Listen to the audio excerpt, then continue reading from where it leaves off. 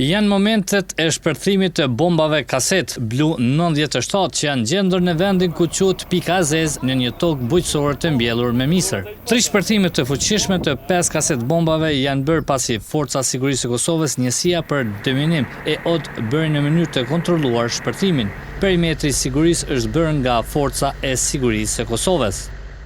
Jemi pikërisht në orën ku disa banorë të cilët po punonin në Katar i kanë gjetur disa bomba, pra si njihen kaset bomba në orën e tyre.